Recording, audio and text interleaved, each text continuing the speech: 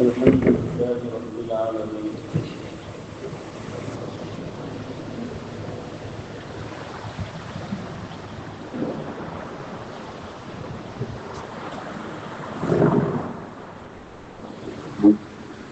الصلاة والسلام على رسول الله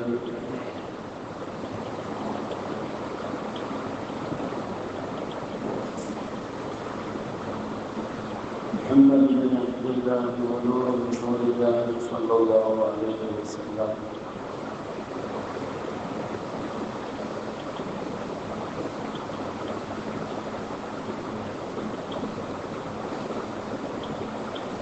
يا أيها المشتاقون بنور زمانه صلوا عليه وآله وصحبه وسلم تسليما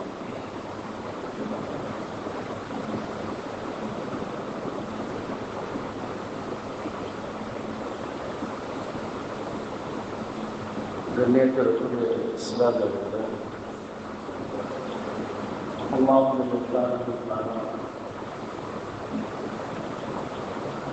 அவன் செய்த மிகப்பெரிய கருத்தை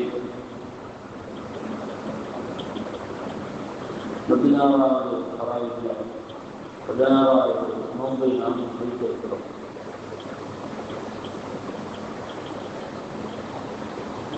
அல்லாஹ் இந்த 16 நாட்களில் நாம் செய்த நன்மைகளை அங்கீகரித்துக் கொள்வாராக. மீதி வரக்கூடிய இந்த நாட்களை ஆரோக்கியமான முறையில் நோன்பு வைப்பதற்கும் இன்னும் பல நல்ல அமல்கள் செய்வதற்கும் அல்லாஹ் தௌஃபீக் செய்வானாக. இது மாதிரியான நிறைய ரமலான்கள் என்னுடைய வாழ்க்கையை கிடைப்பதற்கு அல்லாஹ் அருள் செய்வானாக. நேற்றைய தினம் ஒரு பெரிய செல்வங்களுடைய நிகழ்ச்சியை அல்லாஹ் தஆலா இந்த ஓதின அந்த ஆயத்திலே சொல்லிட்டான். அவனுக்கு எவ்வளவு பெரிய செல்வத்தை நாம் கொடுத்திருந்தோம் அப்படின்னு அல்லாஹ் தஆலா சொல்லி, ஆனால் அவன் அல்லாஹ்வுக்கு மாறு செய்யக்கூடியவனாக இருந்தான் என்று குர்ஆன் சொல்லுகிறது. அப்படி அவன் மாறு செய்யும் போது அந்த ஊர் மக்கள் எல்லாம் அவனை பார்த்து ஒரு 5 விதமான உபதேசம் செய்தார்கள். அது இந்த சமுதாயத்திற்கு மிகப்பெரிய ஒரு எடுத்துக்காட்டான ஒரு உபதேசம் என்ற அடிப்படையில் அல்லாஹ் தஆலா இந்த சம்பவத்தை குர்ஆன்ல சொல்றான். சூரத்துல் கஸஸ் சரித்திரம் என்ற அத்தியாயத்தில் காரூன் என்று சொல்லக்கூடிய ஒரு மனிதனை பற்றி அல்லாஹ் சொல்றான். ஹாரூன் அப்படின்னா மூசா அலைஹிஸ்ஸலாத்துடைய சகோதரர், அவங்க நபி. ஹாரூன் இந்த ஹே உச்சரித்து வந்தால் அவங்க என்ன நபி. காரூன் அப்படின்னு காஃபுடைய உச்சரிப்பில் வந்தால் அவன் மூசா அலைஹிஸ்ஸலாம் காலத்தில் வாழ்ந்த ஒரு எதிரி. இவன் மூசா அலைஹிஸ்ஸலாத்துக்கு பெரிய வெளியாட்கள்லாம் கிடையாது. மூசா அலைஹிஸ்ஸலாத்துக்கு நெருங்கிய சொந்த உறவு இல்லை. மூசா அலைஹிஸ்ஸலாத்துடைய வாப்பாவும் இவனுடைய வாப்பாவும் ஒன்றா பண்றோம்.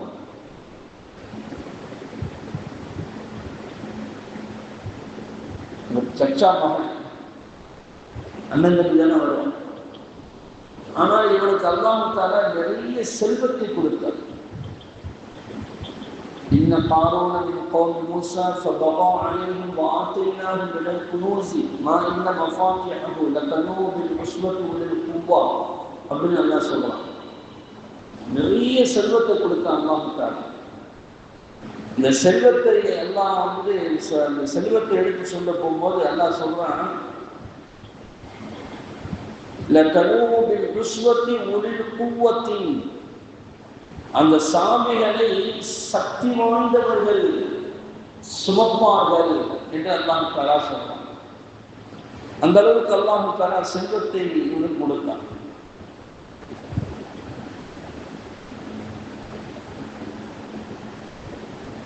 அதாவது இமாம் குர்துபி ரஹ்மத்துல்லாஹ் அவர்கள் சொல்றாங்க, இவருடைய சாவிகள் எப்படி இருக்கும் சொன்னா, கானத் மஃபாத்திஹு குனூஸி காரூன மின் ஜுலூத். இவருடைய சாவிகளை எப்படி அவன் செஞ்சு வச்சிருப்பான் அப்படின்னா, ஆடு மாடு ஒட்டகத்துடைய தோல்ல செஞ்சு வச்சிருப்பான்.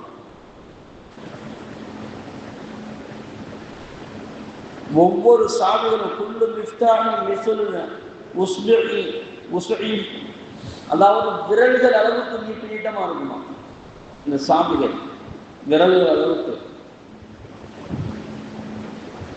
அதை ஃபைதா ரகிப ஹமிலத் அலா சித்தீன பகலன் அகர்ரு முஹஜ்ஜலன், கால்கள் வெள்ளையாக இருக்கக்கூடிய 60 கோவேறு கழுதைகள் அது சுமக்கும் என்று நபிகள் அது தஃசீர்கள் சொல்றாங்க.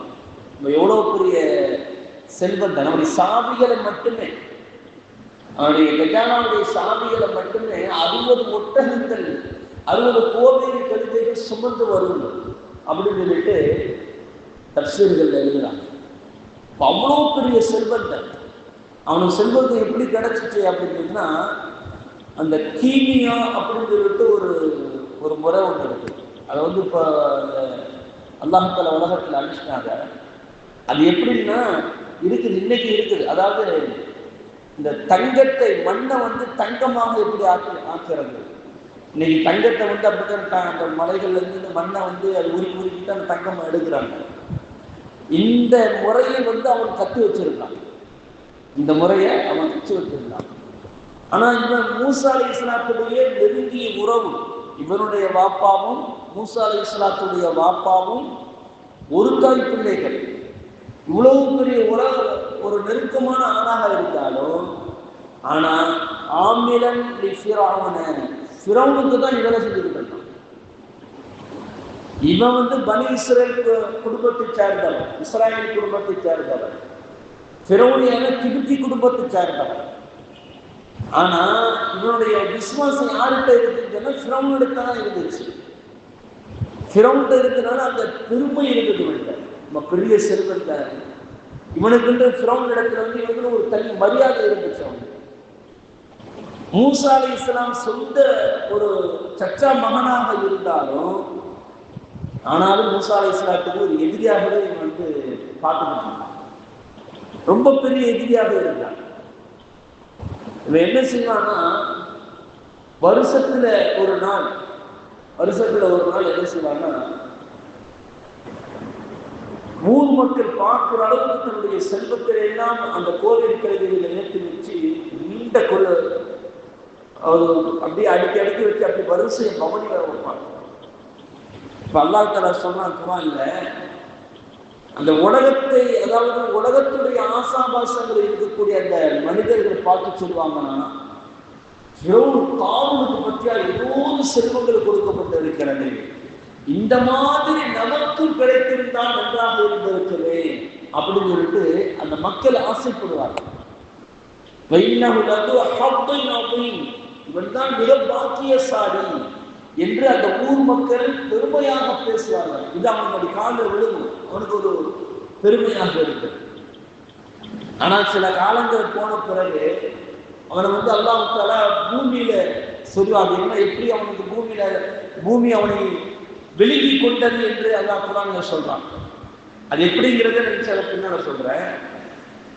அப்போ அந்த ஈமான் கொண்ட அந்த நல்லடியார்கள் சொல்லுவாங்கன்னா, இவருடைய செல்வத்தை பார்த்து நீங்கள் பெருமையாக பேசுகிறீர்களே, இது எல்லாத்தையும் விட மிகப்பெரிய கசானா அல்லாஹ்விடத்தில் இருக்கிறது. நீங்க அல்லாஹ்விடத்தில் அமல் செய்தால் இதை விட பெரிய கூலிகளை உங்களுக்கு தருவான் என்று அந்த மக்கள் சொல்லுவாங்க.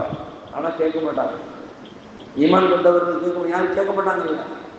அல்லாஹ் தஆலா அந்த பூமியில சொரிவாங்கின பிறகு, பூமி அவனை விழுந்த பிறகுதான் அந்த மக்கள் சொன்னாங்களா, நல்ல வேலை நம்மளுக்கு இந்த மாதிரி செல்வம் இல்லாம போச்சு, நம்மளுக்கு இந்த மாதிரி செல்வம் இருந்திருந்தாலும் அல்லது காரூனோடு சேர்ந்து நம்மளும் ஒரு கூட்டாளிகளாக இருந்திருந்தாலும் நம்மளும் பூமிக்குள்ள புதைந்து போயிருந்திருப்போம். நல்ல வேளை அல்லாஹ் நம்மளை காப்பாற்றிட்டான்னு அப்பதான் அந்த மக்கள் திரும்பினாங்க. இப்போ அவ்வளவு பெரிய ஒரு மோசக்காரனாக தன்னுடைய செல்வத்தை கொண்டு பெருமை அடிக்கிறவனாக இஸ்லாத்திற்கு முழுக்க முழுக்க மாற்றமான முறையில் அவர் செலவு செய்யக்கூடியவனாக இருந்தான் என்று குர்ஆன் சொல்லுகிறது. அப்போ அவனுக்கு அந்த ஊர் மக்கள் பெருமை எடுத்துக் கொண்டு இருக்கும்போது அந்த ஊர் மக்கள் ஒரு 5 விதமான நசீஹத்து பண்றாங்க, காரூன்ட்ட சொல்றாங்க. அது என்ன அப்படிங்கிறது அல்லாஹ் குர்ஆன்ல சொல்றாங்க. இவன் பெருமையாக தன்னுடைய பவனி வரப்போகும்போது அந்த ஊர் மக்கள் சொன்னாங்க, இந்த காலரகு கௌமுஹு, அவனுக்கு அந்த கூட்டத்தார்கள் சொன்னார்கள், லா தஃப்ரஹ் இன்னல்லாஹ லா யுஹிப்புல் ஃபரஹீன். அடே அப்பா, நீ பெருமை அடிக்காது, உன்னுடைய செல்வத்தை வச்சு பெருமை அடிக்காது. நிச்சயமாக அல்லாஹ் அந்த பெருமை அடிக்கிறவனை பிரியப்பட மாட்டான். ஏன்னா அவனுடைய செல்வத்தை கொண்டு அல்லாஹ்வுடைய பிரியம் ஏற்படணும். அதுதான் முக்கியமானது விஷயம். இதை தஃசீர்ல எழுதினாங்க, அல்லாஹ்வுக்கு நன்றி செலுத்தக்கூடியவனாக இல்லை.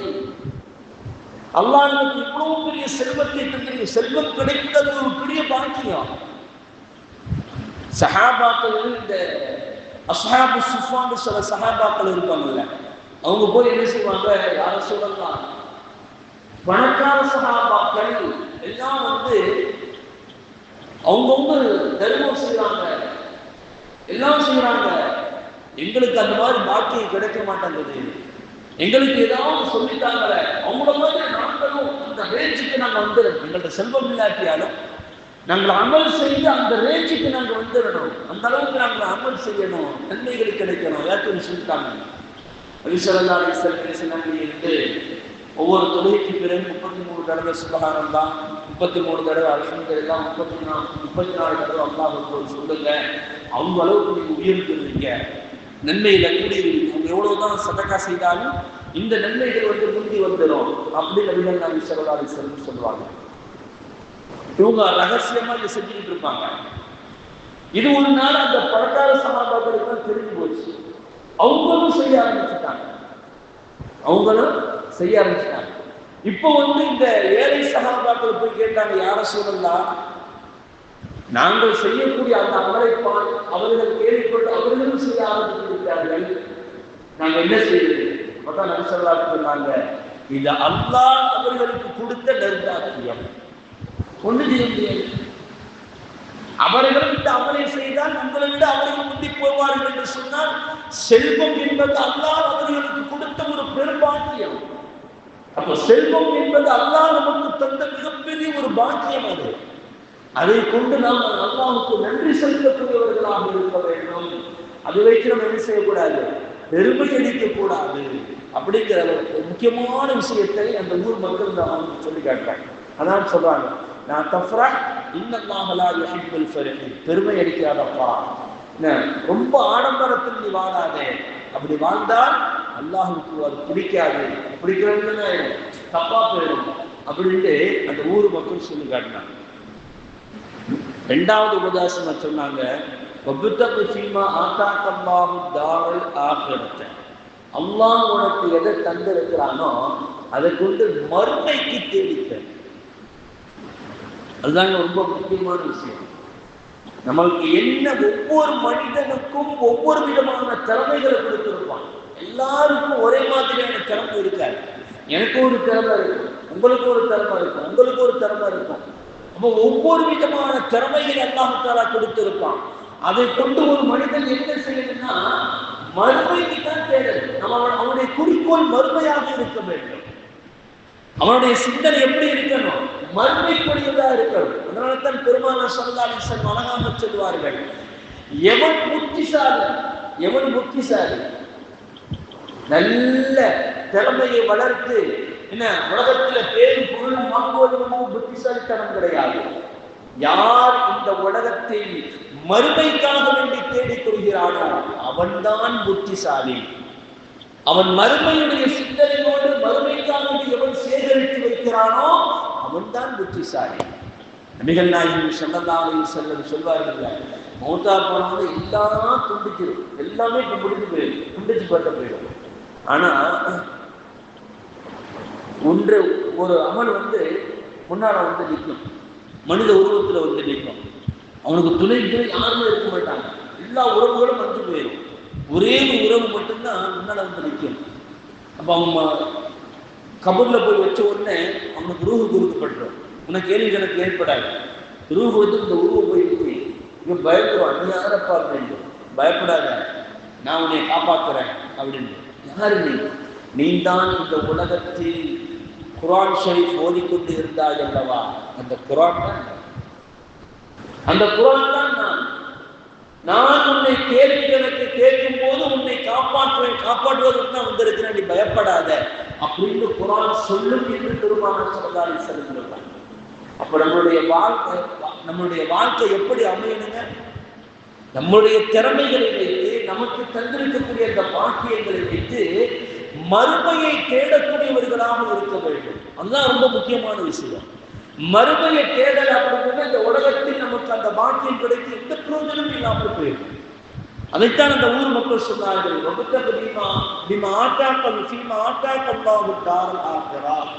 உனக்கு அல்லாஹ் கொடுத்திருக்கக்கூடிய அந்த ஞானத்தை கொண்டு மறுமையை தேடிக்கொள் அப்படின்னு சொல்றாங்க. மூணாவதாக சொன்னாங்க, வலா தன்ஸ நஸீபக மினத் துன்யா. அடையப்பா, அந்த உலகத்துல உனக்குன்னு ஒரு பங்கு இருக்கு, அந்த பங்கை மறக்கிறாரு. அந்த பங்கு என்னங்க? உலகத்துடைய பங்கு என்னங்க? உலகத்துல எவ்வளவுதான் சேகரிச்சு வச்சாங்க, மூத்தா போயிட்டு வருவாங்க. எத்தனை கோடி வைத்தாலும், எவ்வளவு பெரிய ஏக்கராக நமக்கு சொத்துக்கள் இருந்தாலும் அதெல்லாம் நமக்கு வருமா? நமக்குண்டு வரக்கூடிய 6 அடி தான், 6 அடி கபூரு தான். அப்போ அந்த கபூரை மறந்து நீ வாழ்ந்து விடாது, கபூரை மறந்து வாழ்ந்து விடாது. அதுதான் மிக முக்கியமான விஷயம். மரணத்தை மறந்து இந்த உலகத்தில் வாழ்ந்து விடாது என்று சொன்னாரு. இந்த உலகத்திலேயே பங்கு என்று சொன்னால் மரணம் தான் நமக்கு. மரணம் நம்ம அடங்கப்படக்கூடிய அந்த 6 அடி நிலம், அந்த நிலத்தை மறந்து இந்த உலகத்தில் வாழ்ந்துடாது. ஒரு மனிதனுக்கு மறுமையுடைய, அதாவது மௌத்துடைய சிந்தனை பாவத்துக்கு வரணும், பாவத்துக்கு நம்ம போகவே மாட்டான். அதற்கு உஸ்மான் ரலியல்லாஹு தஆலா அன்ஹு அவர்கள் கபரை பார்த்த உடனே தேம்பி அழுதார்கள். தாடி நனையும் அளவுக்கு அழுவாங்களா.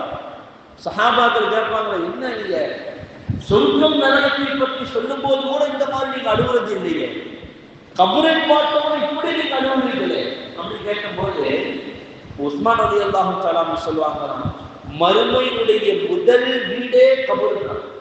மறுமையுடைய வாழ்க்கையில முதல்ல சந்திக்கிற இடத்துல சந்திக்க போறோம், கபரை தான் நம்ம முதல்ல சந்திக்க போறோம். அது சரியாயிட்டால் எல்லாம் சரியாயிடும். அதுல கொஞ்சம் மிஸ்டேக் ஆயிடுச்சு, எதிலையுமே நம்ம தப்பிச்சு போக முடியாது. அதனாலதான் கபரை இன்னைக்கு எனக்கு ரொம்ப பயமாக இருக்கிறது என்று யார் சொல்றாங்க? உஸ்மான் ரலியல்லாஹு தஆலா அன்ஹு அவர்கள் சொல்கிறார்கள் என்று சொன்னா நம்ம எல்லாம் எப்படி இருக்கிறோம்? அதனால்தான் சொல்றாங்க, வலா தன்ஸ நஸீபக மினத் துன்யா. இந்த உலகத்துடைய பங்கு இருக்குது அல்லவா, அதை நீ மறந்துடாத. அது உலகத்துடைய பங்கு, மறுமையுடைய, அதாவது மரணத்துடைய சிந்தனை, நீ அடங்கப்படக்கூடிய அந்த கபூருக்குழியை நீ மறந்து விடாத என்று அந்த ஊர் மக்கள் சொன்னதாக அல்லாஹ் குர்ஆன்ல சொல்றான். அடுத்து சொல்றாங்க, 4வதாக சொல்றாங்க, வஅஹ்சின் கமா அஹ்ஸனல்லாஹ். அல்லாஹ் உனக்கு உபகாரம் செஞ்சிருக்கிறாங்க, அதை வைத்து மற்ற மக்களுக்கு உபகாரம் செய்யும். இது ரொம்ப அழகான பண்பு. கஞ்சத்தனமா இருக்காங்க, கஞ்சத்தனம் செய்யாத. நீ அடுத்த ஏழை எளிய மக்களுக்கு கொடு. உனக்கு அல்லாஹ் உனக்கு தந்த எல்லா மக்களுக்கும் செல்வத்தை அல்லாஹ் கொடுக்க போறது. யார்கிட்ட ஒரு ஆள்கிட்ட கொடுப்பான். அல்லாஹ்வே குர்ஆன்ல சொல்றாங்க, உங்களுடைய செல்வத்தில் ஏழைகளுக்கும் பங்குண்டு, ஏழைகளுக்கும் பங்குண்டு. அவர்களுடைய உரிமை ஜகாத் 2% நம்முடைய உரிமை அல்ல, ஏழைகளுடைய உரிமை அல்ல. அவர்கள் பிடிக்க எடுக்கலாம். அந்த உரிமையை நாம் வைத்துக் கொள்வது எந்த விதத்திலும் சரியானது அல்ல.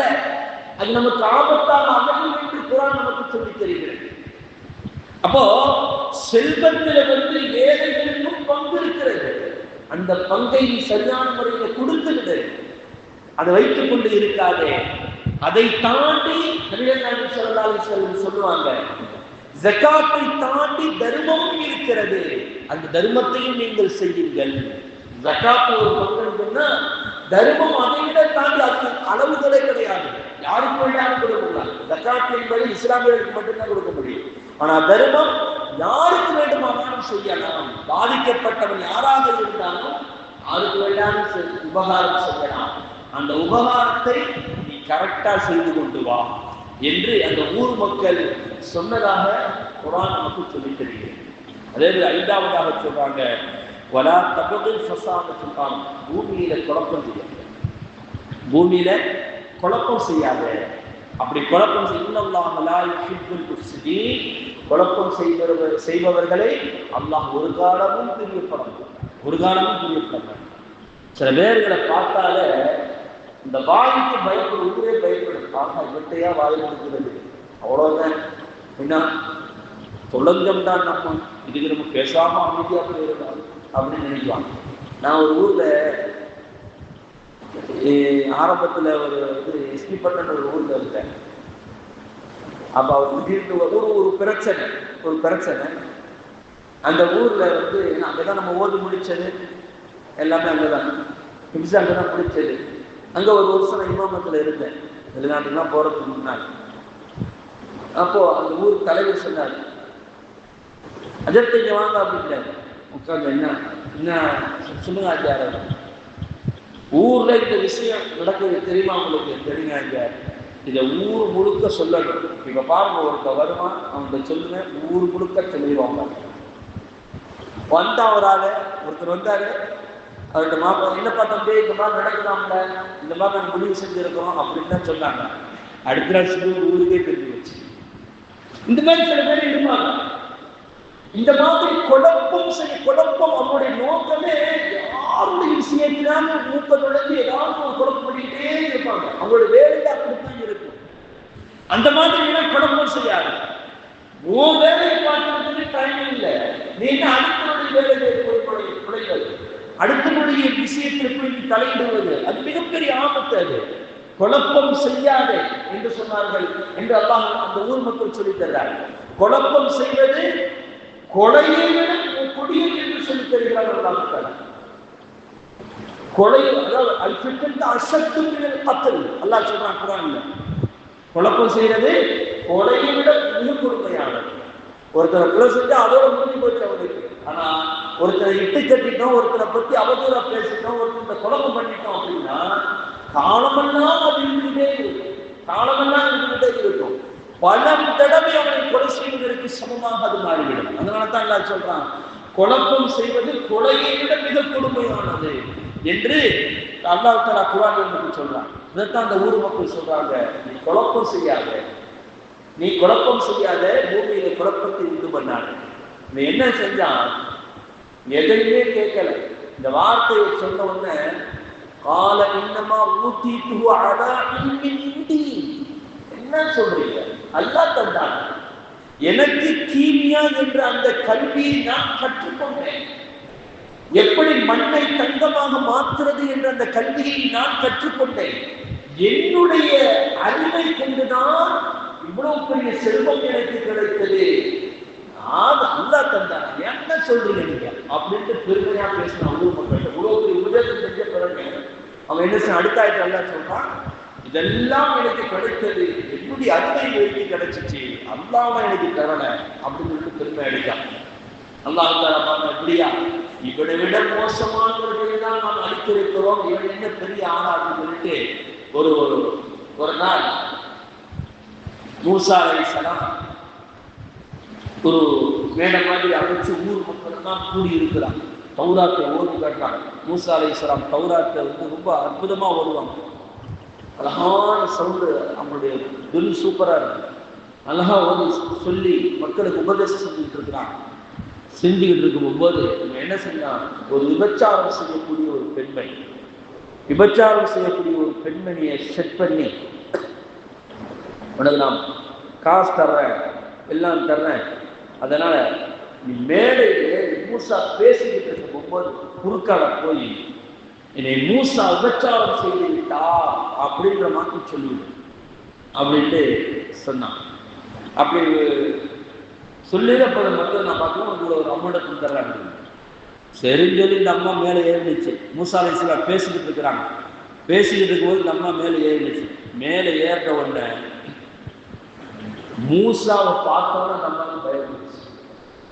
மூசா அலைஹிஸ்ஸலாத்தை பார்த்த உடனே மூசாவை அது பொதுவாக இந்த இறை நல்லடியார்களை பார்த்தால் ஒரு விதமான பயம் வரும். நபிகள் நாயகம் ஸல்லல்லாஹு அலைஹி வஸல்லம் அவர்களை நிறைய சஹாபாக்கள் நேருக்கு நேரம் நீங்க பேச மாட்டாங்க, மூஞ்சி கொடுத்து பார்க்க மாட்டாங்க. பக்கத்தில் நின்றாங்கன்னா மூஞ்ச பார்த்து பேச மாட்டாங்க. ஏன்? மரியாதை கடந்த ஒரு பயம், அச்சம் இருக்கும் உள்ளத்துல. சில நல்லடியார்களை பார்த்தா அந்த மாதிரி இருக்கும். நேருக்கு மூஞ்சி கொடுத்து பேச மாட்டாங்க. அவங்க முகத்தை பார்க்கறதுக்கு ஒரு விதமான அச்சம் ஏற்படும், ஒரு மரியாதை கலந்து இருக்கு. அந்த சஹாபாக்கள் சொல்லுவாங்க, சில சஹாபாக்கள் அறிவிப்பாங்க, நபி ஸல்லல்லாஹு அலைஹி வஸல்லம் அவர்களுடைய முகம் எப்படி இருக்கும் என்று சொன்னால் எனக்கு சொல்ல தெரியாது அப்படின்னு சொல்லுவாங்க. தூரத்தில் இருந்துதான் நாங்கள் பார்த்து இருக்கிறோம், பக்கத்தில் இருந்திருக்கிறோம், பேசியிருக்கிறோம், ஆனால் நேரடியாக முகத்தை பார்ப்பதற்கு எங்களுக்கு துணிவு வராது அப்படின்னு சொல்லுவாங்க சில சஹாபாக்கள். ஏன்? இதெல்லாம் அந்த ஒரு மரியாதை, அல்லாஹ்வுடைய அச்சத்தால் தக்வாவுடைய உச்சக்கட்டத்தில் போகும்போது இந்த மாதிரியான ஒரு விதமான அச்சத்தை பிற மக்களுக்கு அல்லாஹ் தஆலா போடுவார். அப்ப மூசா அலைஹிஸ்ஸலாம் அவர்கள் தக்வாவில் மிக உச்சக்கட்டமான ஒரு ஆள். அல்லாஹ் என்று சொன்னால் அவ்வளவு பெரிய தௌஹீதில் ரொம்ப உறுதிமிக்க ஒரு மனிதர், பயப்படணும். கிரௌண்ட்லயே போய் தீனை எட்டி வச்சவங்க அவங்க பயப்படுவாங்க. அவங்களுக்குன்னு ஒரு வக்காலத்து இருக்குமா இல்லையா, ஒரு கம்பீரம் இருக்குமா இல்லையா? இந்த கம்பீரத்தை பார்த்தவொன்னே அந்த அம்மா சொல்லிருச்சு, என்னை காரும் தான் காசு பணத்தை கொடுத்து உங்களை அவங்க சொல்லிட்டாரு, நீங்க உண்மையான ஆளு, அவன் தான் முனாஃபிக்கு அப்படின்னு சாமியோட ஒரு பெயர் தான். அவன மாதிரி காரனும் ஒரு மிகப்பெரிய ஒரு முனாஃபிக்கு அப்படின்னு சொல்லிட்டு அந்த அம்மா சொல்லிவிடுச்சு. சொன்ன உடனே மூசா கடுமையான கோபம் வந்துச்சு. எவ்வளவு பெரிய ஒரு மேடையில பேசிக்கிட்டு இருக்கும் போது ஊர் மக்களுக்கு முன்னால வந்துட்டு விபச்சாரம் செய்தார் என்று சொன்னா எப்படி இருக்கும்? உடனே அல்லாஹ் தஆலா வஹி அறிவித்தான், மூசாவே, உங்களுக்கு பூமியை நாம் வசப்படுத்தி தந்துவிட்டோம், பூமியை வசப்படுத்தி தந்துவிட்டோம், நீங்கள் என்ன சொன்னாலும் அது ஏற்றுக்கொள்ளப்படும் என்று அல்லாஹ் தஆலா பூமிக்கு மூசா அலைஹிஸ்ஸலாம் அல்லாஹ் வஹி அறிவிச்சான். உடனே மூசா அலைஹிஸ்ஸலாம் சொன்னாங்க, வஹுவ யகூலு லில் ஆரம், பூமிக்கு உத்தரவு போட்டாங்க, யா ஆரம் குதீஹி வயதஅஹுது ஷைஅன் ஃபவ ஷைஅன், அவனையும் பிடி, அவனுடைய பொருட்கள் அத்தனையும் பிடி, எல்லாமே உதவாக்கிற உலகத்தில் எதுவும் உதவாது, அவனும் உதவ மாட்டான், அவனுடைய செல்வமும் உதவாது. அதனால அவனையும் பிடி, அவனுடைய செல்வங்கள் என்னென்ன இருக்கிறதோ அத்தனையும் பிடி, அவனுக்கு யாரெல்லாம் கூட்டாக இருக்கிறார்களோ அவர்களையும் பிடி என்று சொன்ன உத்தரவு போட்டாங்க. பூமி அப்படியே செல்வாங்க ஆரம்பிச்சிருச்சு. இருக்க ஆரம்பிச்சிருச்சு. இப்போ கத்துறான், மூசா என்னை காப்பாத்துங்க. மூசா அலைஹிஸ்ஸலாம் அவர்கள் என்ன, இன்னைக்கு உதவி செய்ய, அவன் ஈமான் கொள்ளலையே, அவன் பாவம் செய்தவனாச்சு. அல்லாஹ்வுடைய தண்டனை இந்த இறங்கி கொண்டு இருக்கிறது. அதனால தான் பெருமானார் ஸல்லல்லாஹு அலைஹி வஸல்லம் சொன்னாங்க, காரூன் என்பவன் இன்றைக்கும் பூமிக்குள்ளே சொருவாகி கொண்டே தான் இருக்கிறான். கிதாபுகள்ல எழுதுவாங்க, அந்த இடத்துல போய் எந்த பொருளை போட்டாலும் அது அப்படியே அடுத்த நாளோட இருக்காங்க, பூமிக்குள்ள போயிருப்பாங்க. இன்றைக்கும் அந்த இடத்துல அவனுக்கு வேதனை செய்யப்பட்டு இருக்கிறது என்று பெருமானார் ஸல்லல்லாஹு அலைஹி வஸல்லம் அவர்கள் சொல்லி கேட்டாங்க. அது அல்லாஹ் நல்லடியார்களே, நமக்கு அல்லாஹ் தஆலா எந்த தகுதியை தந்திருக்கிறானோ, எந்த அந்தஸ்தை தந்திருக்கிறானோ, அதை வைத்து அல்லாஹ்வுடைய பொருத்தத்தை பெற வேண்டும் என்பதுதான் இந்த சம்பவத்துடைய. ஒவ்வொரு மனிதனுக்கும் ஒவ்வொரு விதமான அந்தஸ்துகளை அல்லாஹ் தந்திருக்கான். அதை வைத்து நம்ம என்ன செய்யணும்? அல்லாஹ்வுடைய பொருத்தத்தை பெறணும். அதுதான் மிக வருதமான மினல்லாஹி அச்சுவான். அல்லாஹ்வுடைய பொருத்தம் தான் மிகப்பெரியது. அந்த பொருத்தத்தை பெறுவதுதான் நம்மளுடைய நோக்கமாக இருக்க வேண்டும் என்பதுதான் இந்த சம்பவங்களுடைய ஒரு முக்கியமான அம்சம் என்று குர்ஆன் நமக்கு சொல்லித் தருகிறது. ஆகவே அல்லாஹ் ஜல்ல ஷானஹு தஆலா நம்முடைய வாழ்க்கை முழுவதும் செய்யக்கூடிய அனைத்து காரியங்களையும் அல்லாஹ்வுக்கு பொருத்தமானதாக ஆக்கி தருவானாக. வாஃபிர் தஅவானா அல்ஹம்துலில்லாஹி ரப்பில் ஆலமீன். அஸ்ஸலாமு அலைக்கும் வரஹ்மத்துல்லாஹி தஆலா வபரகாத்துஹு. நமது சேனலின் விளம்பரங்களுக்கு sunnaatruth@gmail.com